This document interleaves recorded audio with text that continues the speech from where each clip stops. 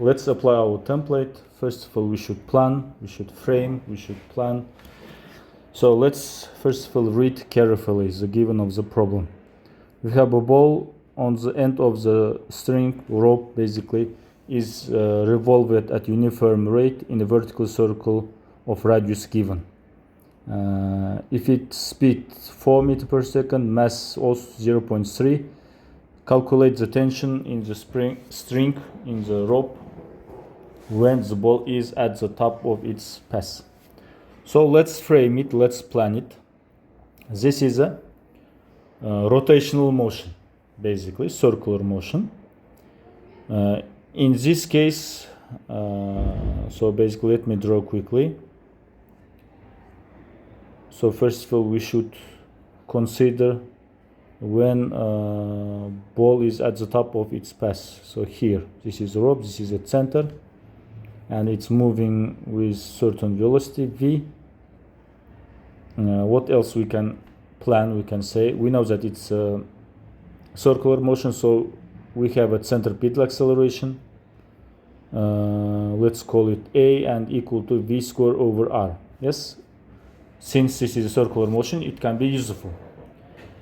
And what else we can say? There is a rope, so we have forces, basically tension, weight.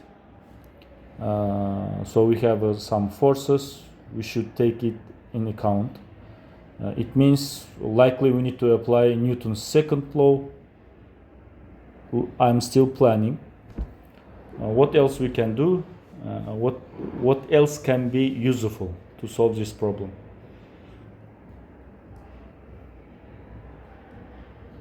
I think that's all. And since this is this question related to the forces, it's better to draw diagram. Later we will draw it. Diagram is very important. I think that's all. This part is planning. Roughly this is what I planned. I think that's all for now. This information must be enough. Now let's try to solve.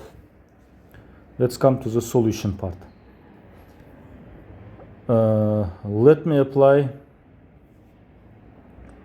Newton's second law, F equal to ma. This F is it should be a resultant force. So what kind of forces acting on this ball when it's at the top of its path? So basically we need to now apply diagram. We should draw diagram. Direction of all forces, we should show it here. So downward we have a tension, also downward we have a weight, and also we have a acceleration, centripetal acceleration downward. I don't see any other forces here. So in this case our resultant force equal to tension plus mg equal to ma. Of course this a is a centripetal acceleration, so tension plus weight equal to m times v square over r. From here tension equal to mv square over r minus mg. What is unknown here? Mass is given, velocity, so everything is given. Just we need to substitute numbers from the text, from the given of the problem. So tension equal to, we can take mass outside of the parenthesis, so v square over r minus gravity, mass 0.3, velocity 4 square, radius 72 centimeters. It should be in meters. 0.72. We should subtract gravity approximately. Let's assume it 10 approximately. So tension will be equal to, let's use our calculator, 16 over 0.72, approximately 22.2 minus 10, 12.2 times 0.3 equal to 3.6. 3.6 newtons. 3.7, sorry, approximately 3.7 newtons. So now let's check it. Let's try to check it. So its weight actually equal to, how we can check it? Is there any ideas?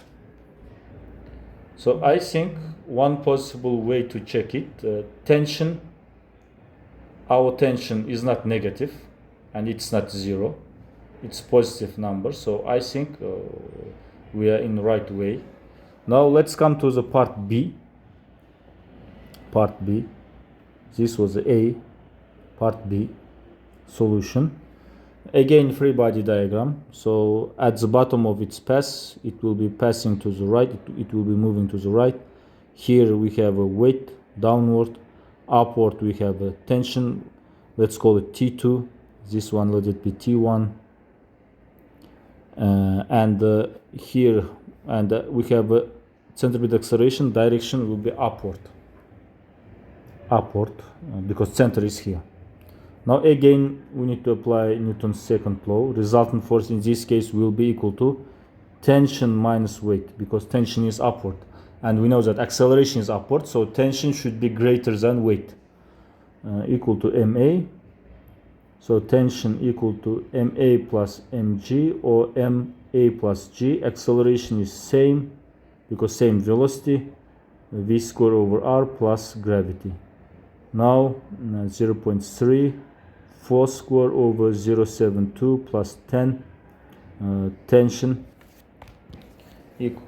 will be equal to approximately 16 over 0.72 plus 10 times 0.3, 9.6, 9.7 approximately.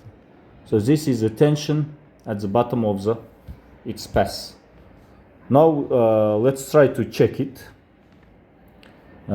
Both tensions positive, so it's good sign actually.